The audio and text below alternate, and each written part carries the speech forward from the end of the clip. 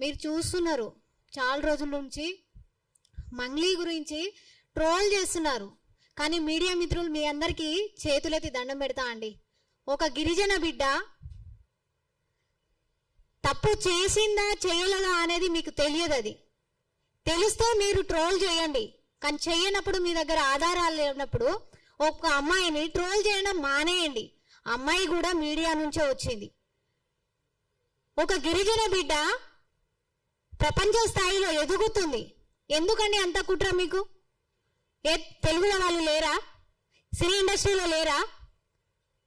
ఎవరో చేసిన దొంగతనానికి, ఎవరో పాల్పడిన దొంగతనానికి ఈ అమ్మాయిని లోపల లాగి ఈ అమ్మాయి పేరుని బ్యాడ్ చేయడం ఎంతవరకు కరెక్ట్? ఒక ఆడపిల్ల. ప్రతి మీడియా వాళ్ళకి చెప్తున్నాను, రిక్వెస్ట్ చేస్తున్నాను, ఒక అమ్మాయి జీవితం ఇదే ప్లేస్లో మీ అక్కనో మీ చెల్లెనో మీ వైఫో ఎవరైనా ఉంటే ఇట్లాగే ట్రోల్ చేస్తారా అండి? ట్రోల్ చేయలేరు కదా. తప్పు ఉంటే శిక్షించాలి. చట్టాలు ఉన్నాయి, న్యాయస్థానాలు ఉన్నాయి. అమ్మాయికి చుట్టమా? న్యాయస్థానాలు చుట్టమా అమ్మాయికి? కాదు కదా. ఆ ప్లేస్లో ఎవరు దొంగతనం చేసినా, ఎవరు స్కామ్ చేసినా ఖచ్చితంగా శిక్ష పడవలసిందే. ఆ ప్లేస్లో మేమున్నా కూడా మాకు కూడా శిక్ష పడవలసిందే. కానీ ఒక గిరిజన బిడ్డని ఇంతగానం ట్రోల్ చేయడం చాలా తప్పు. వాస్తవం తెలుసుకొని ట్రోల్ చేయండి. ఆమెను ట్రోల్ చేయడం కాకుండా వాళ్ళ చెల్లెలు ఏం చేశారండి? వాళ్ళ చెల్లెలు వచ్చారు మధ్యలో.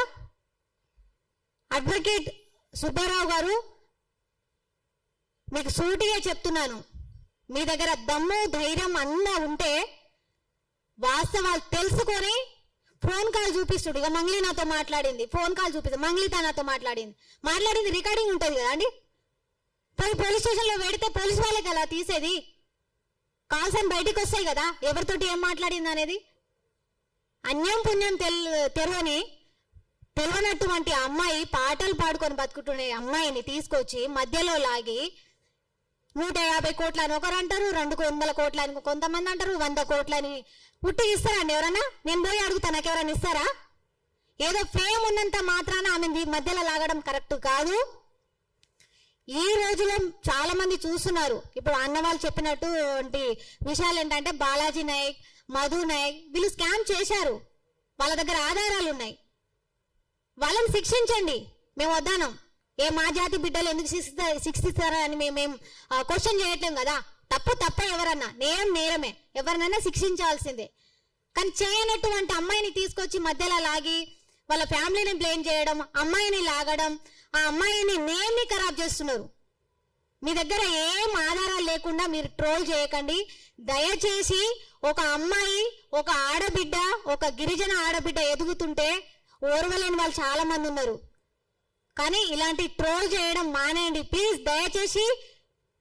మా గిరిజన బిడ్డ నుండి నా తరపున రిక్వెస్ట్ చేసిన మీడియా మిత్రులకి ఇంకోసారి ట్రోల్ చేయడం మాత్రం మానేయండి.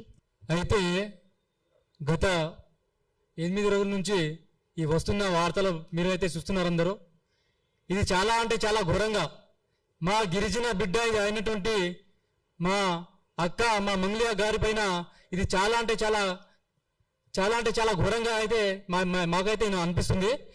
ఎందుకంటే మా బంజారా బిడ్డ ఎవరైనా ఎదిగితే వాళ్ళపైన కుట్రాలు కుతంత్రాలు, ఎవరైనా సరే మా బంజారా దాంట్లో ఎవరైనా ఎదిగితే కానీ వాళ్ళపైన కుట్రాలు కుతంత్రాలు తప్ప ఈ సమాజం అట్లా నడుస్తుంది.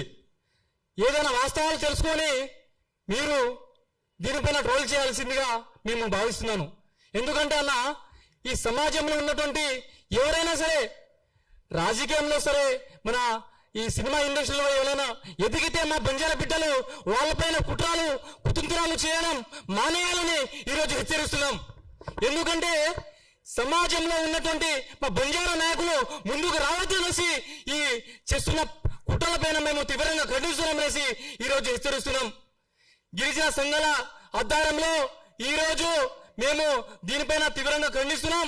ఎందుకంటే మా దాంట్లో బంజారా నాయకులు ముందుకు వస్తే వాళ్ళపైన కుట్రలు కుతంత్రాలు ఇది ఆపేయాలనేసి మేము ఈరోజు హెచ్చరిస్తున్నాం.